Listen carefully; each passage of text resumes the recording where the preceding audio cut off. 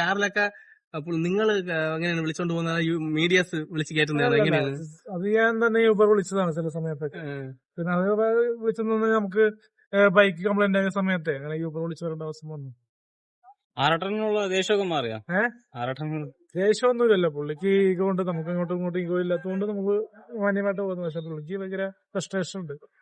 കാരണം പുള്ളിക്ക് എന്താ പറയാ പ്രായമുള്ള പെണ്ണുങ്ങളാണ് ഡാൻസ് കളിക്കാനൊക്കെ വരുന്നത്. നമുക്കപ്പം അത്യാവശ്യം ചെറുപ്പക്കാർ വരുമ്പോ പുള്ളിക്ക് ദേഷ്യം ഉണ്ടാകാം. ഒരുപാട് നെഗറ്റീവ് കമന്റ് ഒക്കെ വരുന്നുണ്ടല്ലോ, എന്ത് പറയുന്നതിനൊക്കെ? സ്ലോ മോഷനിൽ നടക്കാൻ നേരത്ത് നെഗറ്റീവായിട്ട് പലതും കമന്റ് വരുന്നുണ്ട്.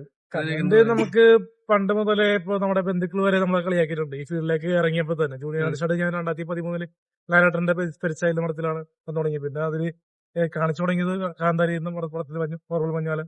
പിന്നെ ഇപ്പൊ ബാഡ് ബോയ്സിലൊക്കെ എത്തിയപ്പോ കുറെയൊക്കെ അത് ബന്ധുക്കൾക്ക് അത് മാറ്റം വന്നിട്ടുണ്ട്.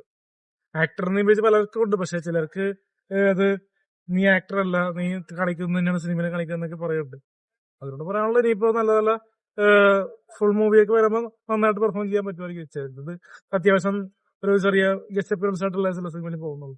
അച്ഛനായിട്ടുള്ള പുതിയ ഷോർട്ട് ഫിലിം എല്ലാം വരുന്നുണ്ടോ? അച്ഛനായിട്ട് തലദിവസം 10 വരാൻ ചാൻസ് ഉണ്ട്. ഏപ്രിൽ മെയ് മാസം. നുണക്കുഴിയില്ല ഗസ്റ്റ് അപ്പിയറൻസ് വൈറലാവുന്നുണ്ടല്ലോ. അത് ചെറിയൊരു മിന്നായം പറഞ്ഞ സീക്വൻസ് അല്ലേ ആളുകൾ നോട്ടീസ് ചെയ്തത്? നോട്ടീസ് ചെയ്തത് എന്താ പറയാ നന്ദിയുണ്ട്. പക്ഷെ അത് ക്ലോസപ്പ് സീക്വൻസ് അല്ലാത്തൂടി ആൾക്കാർക്ക് മനസ്സിലാവുന്നുണ്ട്. അതുകൊണ്ടിപ്പോ പുറത്തേക്ക് ഇറങ്ങാൻ പേടിയായിരുന്നു. കണ്ട് ആരാധകർ വളരെയാണ്. പ്രൈവസി നഷ്ടപ്പെടുന്നുണ്ട്. അതുകൊണ്ട് ഈ ഫീൽഡിലേക്ക് ഇറങ്ങുന്നവര് ഇറങ്ങാണ്ടിരിക്കുക എന്ന് പറയാൻ പറ്റുള്ളൂ. ഈ വൈറൽ സെറ്റർജി എന്നൊക്കെ പറഞ്ഞ സംഭവം അത്ര നല്ലതല്ലെന്നാ പറയാൻ പറ്റുള്ളൂ. പുതിയ ആൾക്കാർ വരുന്നത് ബോഡി ഗാർഡിനെ ഒന്ന് പരിചയപ്പെടുത്താം. ചേട്ടാ ഞാൻ പൊന്നു പോലത്തെ ബോഡി ഗാർഡൊന്നുമല്ല.